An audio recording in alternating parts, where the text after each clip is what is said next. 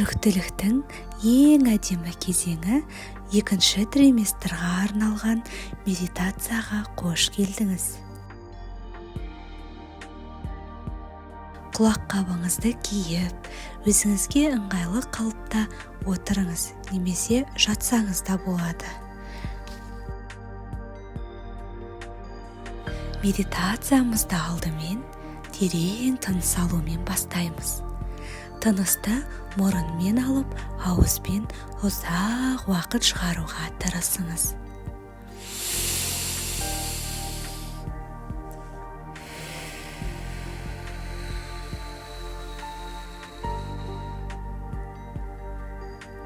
Әрбір тыныс алған сайын барлық денеңізді босаңсытыңыз.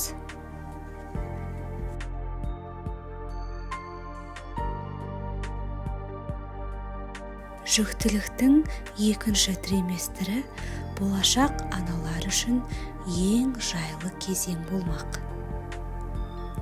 Өйткені қауіпті кезеңдер артта қалып, токсикоз болса басылып, жайлылықтың орнайтын кезеңі.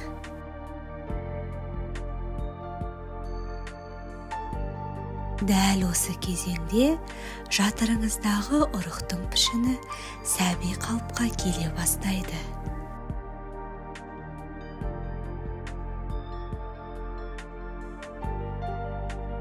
Сондай-ақ көптен күткен балапаныңыздың жынысын дәл осы кезеңде біле аласыз.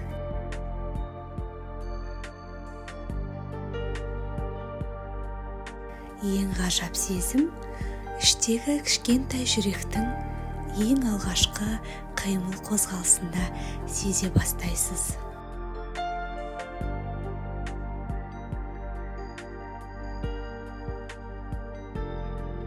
Ол енді тіпті сізді тыңдай алатын қабілетке ие болады. Сондықтан дәл осы кезеңде балапаныңызбен жиі әрі көп сөйлесу өте маңызды.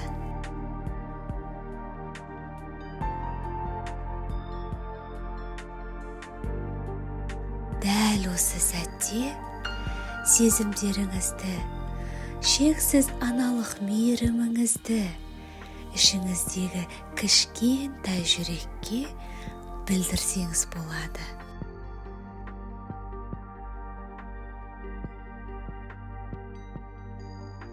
Ып-ыстық алақаныңызды ішіңізге қойып, болашақ сәбиіңіздің бет-әлпетін, қолдарын, аяқтарын, нұрға толы жүзін ойша елестетіңіз.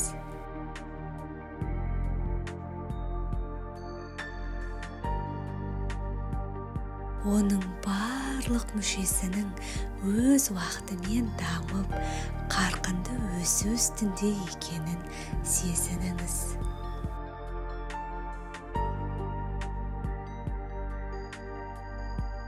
Ол үшін де, өзіңіз үшін де ең пайдалы болатын құнарлы тағамдармен тамақтанатыныңызды айтыңыз.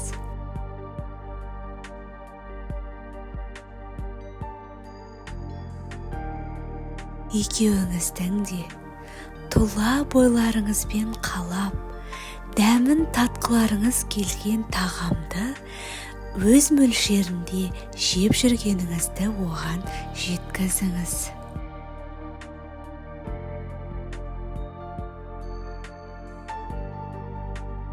Балапаныңыздың миы, тіпті барлық организмдері жақсы дамысын деп, уақытылы дәрумендеріңізді ішіп жүргеніңізді жеткізіңіз.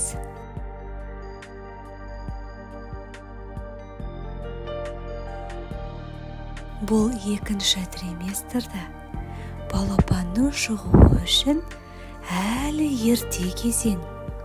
Сондықтан алаңсыз жатып, өзіңіз берген құндылықтарды қабылдай беруіне жағдай жасаңыз.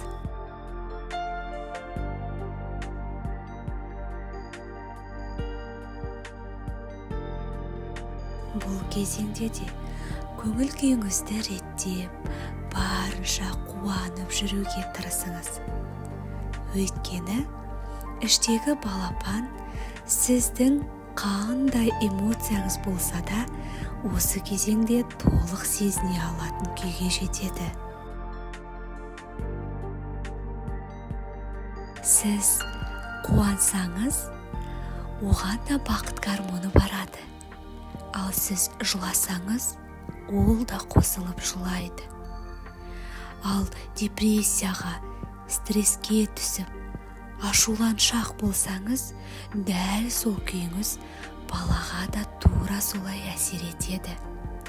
Әрі дүниеге келгеннен кейін сіздің сол қалпыңызды қабылдайды. Соны сізге қайталап көрсететін болады. Сондықтан балаңыздың болашағы үшін де, оның құрсақтағы тәрбиесі дұрыс болу керек. Ол тікелей сіздің көңіл күйіңізге байланысты екенін ұмытпаңыз. Сондықтан барынша сабырлы күйде, барынша өзіңізді байыпты күйде ұстағаныңыз жөн.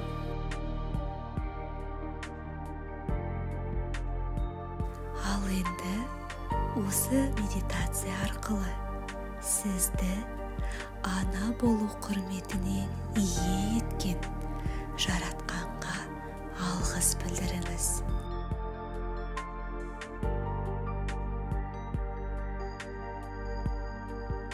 Сондай-ақ сізге ана болу сезімін сезінуге мүмкіндік сыйлаған ішіңіздегі кішкентай ғана тіршілік иесіне де алғыс айтыңыз.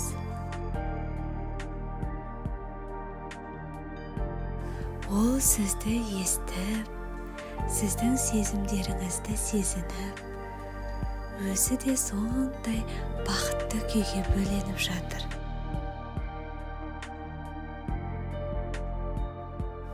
Сондықтан терең тыныс алуыңызды жалғастыра отырып, ары қарай өз жүрегіңіздегі балапаныңызға деген айтқыңыз келетін сезімдеріңізді, жүрек жарды лебізіңізді айтуды жалғастырыңыз.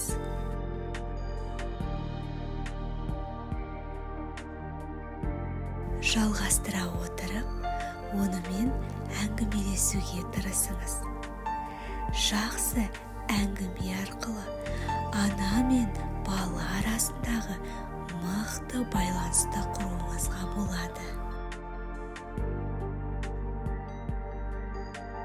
Дүниеге келгеннен кейін де балаңыз сіздің сыңғырлаған даусыңызды бірден танып, бірден естіп, сізді үнемі тыңдай бергісі келетін болады.